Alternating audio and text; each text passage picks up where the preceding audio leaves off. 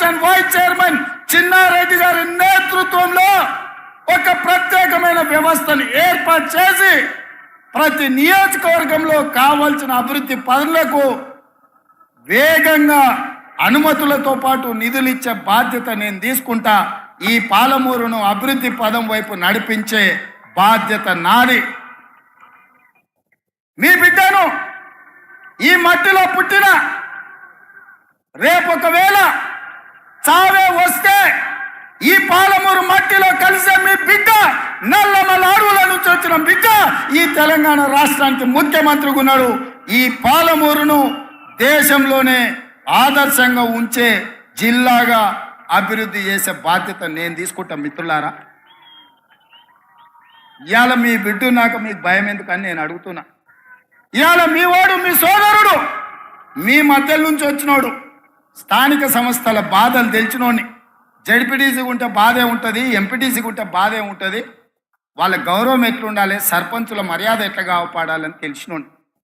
ఇవాళ వాళ్ళందరూ పనులు చేసి బిల్లులు రాక ఆత్మహత్యలు చేసుకునే పరిస్థితి ఉన్నది. కొంతమంది ఆత్మహత్యలు చేసుకున్నారు, కొంతమంది ఆలి మీద ఉన్న తాలి పుస్తలు అమ్ముకున్నారు. మీ బాధ నాకు తెలియదా? నేను చూడలేదా? మీ కష్టాలు తీర్చాలనేదే కదా నా ఆలోచన. మళ్ళీ ఇప్పుడు శాసన మండలి ఎన్నికలు ఇక్కడ వచ్చినాయి. మన ఎమ్మెల్యే కసిరెడ్డి నారాయణ రెడ్డి రాజీనామా చేస్తే శాసన మండలి ఎన్నికలు వచ్చినాయి. తొందరలోనే ఈ ఎన్నికల్లో పార్టీ పరంగా జీవన్ రెడ్డిని అభ్యర్థిగా ఏఐసిసి ప్రకటించబోతుంది. శాసన మండలి ఎన్నికల్లో ఆనాడు నన్ను ఎట్లయితే గెలిపించారో కాంగ్రెస్ పార్టీ తరఫున జీవన్ రెడ్డిని ఈ పాలమూరు శాసన మండలి ఎన్నికల్లో గెలిపించండి. ఈ రాష్ట్రానికి ఈ జిల్లాకు ఉపయోగపడతాడు. ఎంపీటీసీల జడ్పీటీసీల మర్యాద కాపాడతాడు. మీ పెండింగ్ బిల్లులను విడుదల చేపించే బాధ్యత జీవన్ తీసుకుంటాడు. సహకరించే బాధ్యత నేను తీసుకుంటా.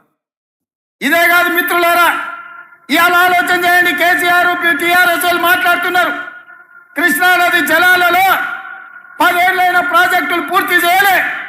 రోజమ్మ పెట్టిన రాగి సంకటి నాటికోడు పులుసు తిని బల్చి అల్సిచ్చి ఇవాళ కృష్ణానది జలాలు రాయలసీమలకు తరలించకపోతుంటే పోతిరెడ్డిపాడు పొక్క పెద్దదైనా, ముచ్చుమరిలో నీళ్లు పోయినా, మాల్యాలలో లిఫ్టులు పెట్టిన కేసీఆర్ నోట్లో ఏం పెట్టుకున్నాడని నేను అడుగుతున్న. 10 ఏళ్ళు ఎందుకు మాట్లాడలే?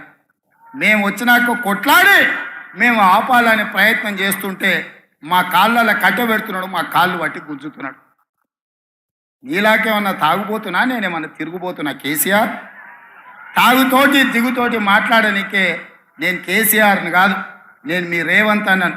పొద్దునైనా మధ్యాహ్నమైనా రాత్రైనా అర్ధరాత్రి అయినా హోస్లో ఉండేటోని, మీ సహకారంతో జోష్లో పనిచేసేటోని.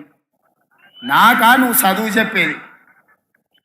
ఇవాళ ఆయన కోరిక అంత ఒక్కటే, ఈ పిల్లగాడు అయ్యిండు, నా కొడుకుని చేద్దాం అనుకున్నా, నా తర్వాత కానీ పిల్లగాడు అయ్యిండు, గా పాలమూరోడు అయ్యిండు అని మన మీద అసూయతోని ద్వేషం కక్కుతున్నాడు. సిగ్గుండాలని కేసీఆర్. ఇవాళ హరీష్ రావు అంటుండు, అసెంబ్లీకి ఎందుకు రాలేదా అంటే మా మామకు ఒంట్లో బాగాలేదని. ఒంట్లో బాగాలేనోడు నల్లగొండెం గాడిదలంగా ఆయనకు పోయినా అని నేను అడుగుతున్నా. మనకి ఎన్నికల్లో ప్రజలు బోర్ల బొక్కలేసి బొక్కలు ఇరగొడితే ఇంట్లో వండుకోకుండా ఇవాళ సిగ్గు లేకుండా వీధుల్లో తిరిగి కాంగ్రెస్ పార్టీని తిడుతున్నాడు. కాంగ్రెస్ ఏం చేయలేదని. ఇవాళ నేను ఒక మాట ఈ వేదిక మీద నుంచి తెలంగాణ 4 కోట్ల ప్రజలకు నేను ఒక మాట చెప్పదలుచుకున్న మీడియా మిత్రుల ద్వారా. రెఫరెండం 90 రోజులు రేపటికి అవుతుంది. ఎన్నికల్లో ఇచ్చిన మాట ప్రకారం ఆడబిడ్డల కార్టీసీ బస్సు ఉచితం ఇచ్చినాం. రాజీవ్ ఆరోగ్యశ్రీలో 10 లక్షల రూపాయలు పేదల వైద్యానికి ఇచ్చినాం. మొన్న గృహలక్ష్మి పేరు మీద ఈరోజు ప్రతి ఇంటికి 200 యూనిట్లు ఉచిత విద్యుత్ ఇచ్చినాం. ప్రతి ఆడబిడ్డలకు కట్టెల పొయ్యి నుంచి విముక్తి కలిగించి ఆనాడు సోనియమ్మ దీపం పథకం తెచ్చి గ్యాస్ పొయ్యి సిలిండర్ ఇచ్చి 400కి సిలిండర్ ఇస్తే కేడీ మోడీ కలిసి 1200 చేసిరు.